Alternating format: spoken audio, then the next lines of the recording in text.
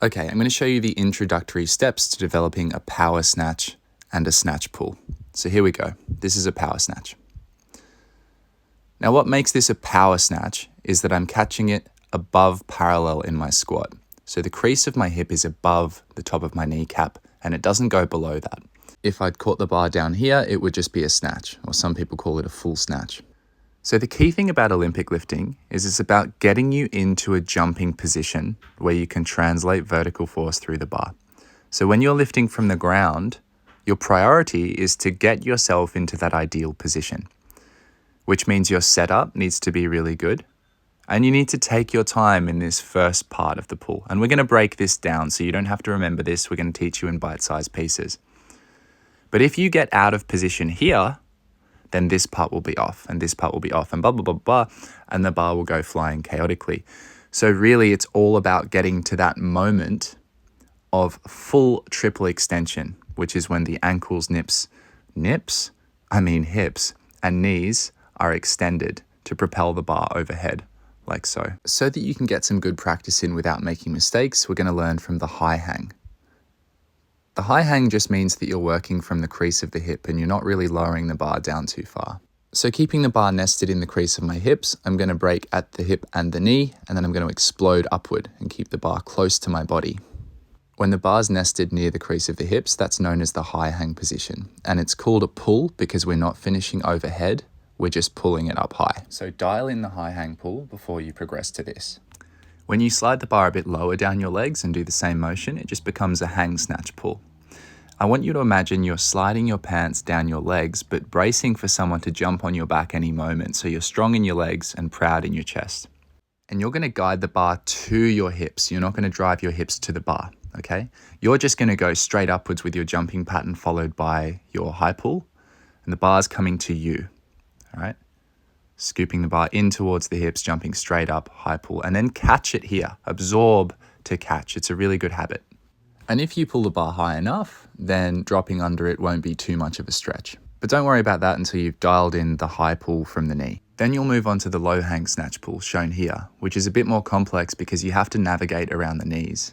So I can hinge until the bar gets to my knees, and then it's just like a leg press with my body angle staying exactly the same, and I'm just driving through my legs. Personally, I like just drilling this mid-shin to knee part of the movement over and over again, keeping the bar really close to me and keeping my torso angle the same to get that feeling ingrained in my body. And then once you're good at navigating around the bar with your knees, you'll have a nice straight bar path and you can explode powerfully into the second pull. And I actually suggest getting good at low hangs before lifting off the floor because the low hang forces you to understand balance and understand working around the knee. So then when you do lift from the floor, you'll have some context, a reference point to know which position is a strong starting point.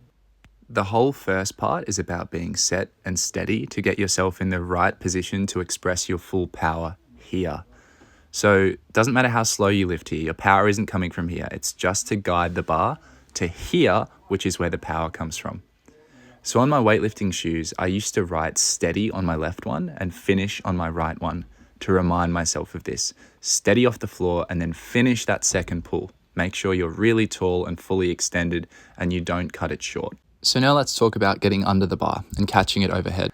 This needs to be a quick dropping movement where you drive yourself under the bar in the moment of weightlessness. So the question is, how quickly can you get under the bar and be driving up through it without cutting your second pull short? So I pull the bar to the same height with both the snatch pull and with the power snatch. It's just that with the power snatch, I'm already moving under the bar before the bar's finished traveling upwards.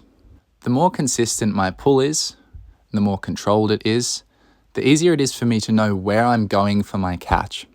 And when I know where I'm going for my catch, I can hit that position a bit more aggressively as I increase the weight. And I can be assertive in stomping into my receiving position and claiming my balance there. And the more precise and sure you are of your positions, because you've patiently practiced, the more aggressive you can be in hitting them and lifting heavier weights.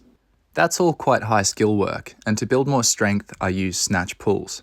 There is no better way to overload the bottom part of this lift and to make sure that you're hitting the right positions consistently under a lot of load. Remember, the same principles of steady and finish apply. Nice and controlled below the knee, fighting for your ideal position, not allowing the hips to rise before the shoulders, And then above the knee, maximum power, translating into vertical force, extending onto the toes, shrugging, and letting the elbows follow through with the movement. You're literally developing everything from your feet to your traps to connect power through the entire body. So this is an incredibly valuable movement. This is the touch and go version, and it can encourage you to be a bit more precise in linking your reps together, but both are valid. The snatch pull is overall incredible.